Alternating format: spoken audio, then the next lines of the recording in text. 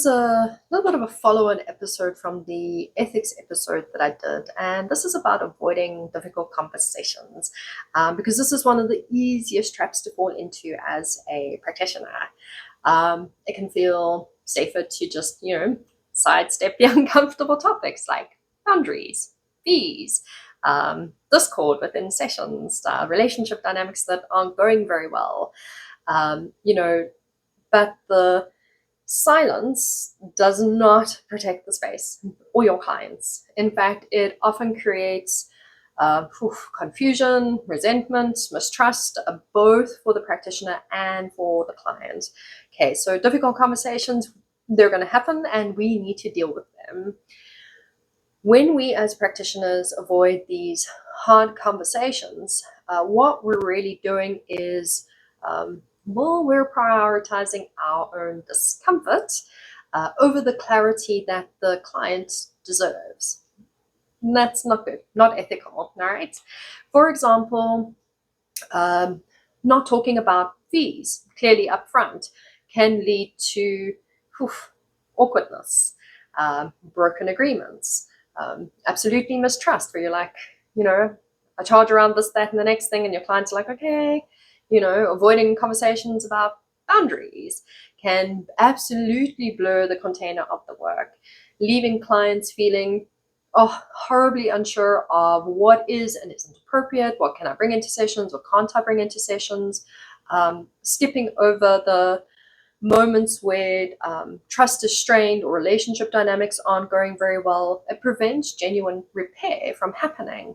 And those small little fractures in the relationship dynamic can weaken your relationship. It can destroy the relationship if left completely unchecked.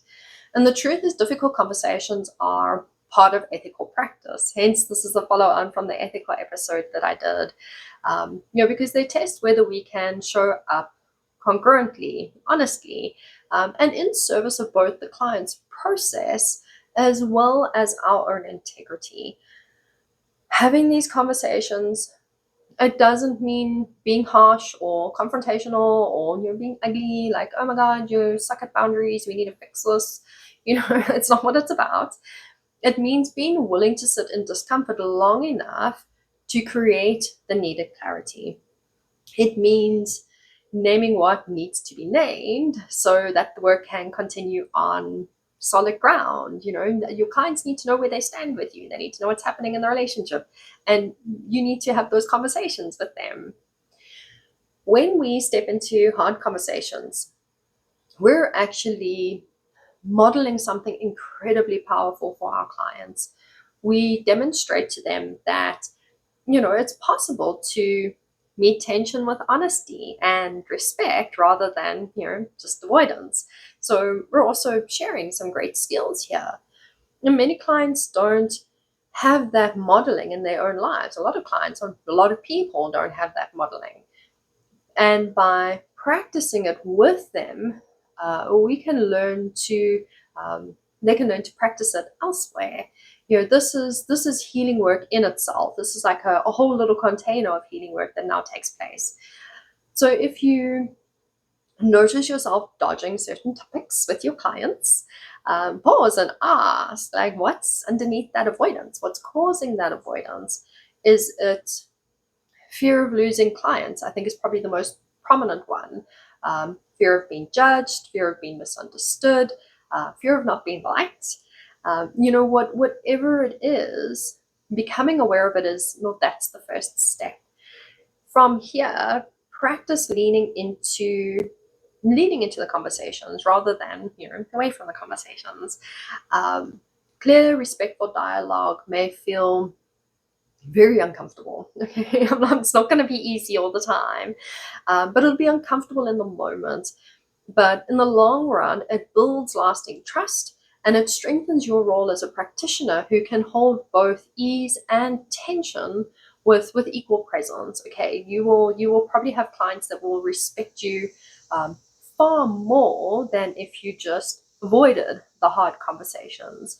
And there really is no end to the difficult types of conversations that we can have. It's not just the boundaries, or being clear about our fees, or being clear about our policies, and refunds and returns and cancellations and things.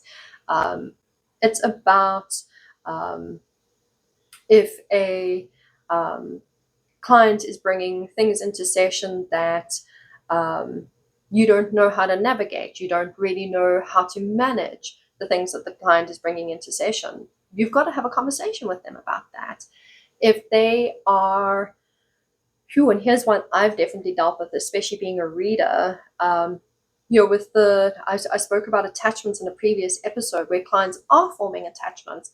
That's a difficult conversation to have, because perhaps the clients that you're working with, they don't have boundaries. They've never had to have boundaries. They've grown up with no boundaries. So they just cling to you and they come to you for everything. I have clients back in the day who would be incapable of making even just the smallest decisions for themselves without having to phone me first. They would pick up the phone and be like, oh, I need to change my job, or do I attend this meeting? Some of them would come to me with the most absurd questions, and I'm like, why are you coming to me with this? And back in the day, lacked in the ethics, and didn't know how to have these uncomfortable conversations. And I did lose clients, because eventually I built up a form of frustration and resentment with these clients that were constantly just making me the owner of their lives. You're like, Tam, you need to live my life for me. And eventually I'd reach a point of frustration, and I've taught some clients off over the years, like back in the early days. I'm being honest here. And I don't want that for you as a practitioner, because it makes your client feel really bad, you feel really bad, and it can absolutely tarnish your credibility. But because I left those conversations unchecked, resentment built, frustration built, and I didn't know how to have the conversation in a calm and respectful manner. Again, lacking in those ethical foundations, lacking in those communication skills.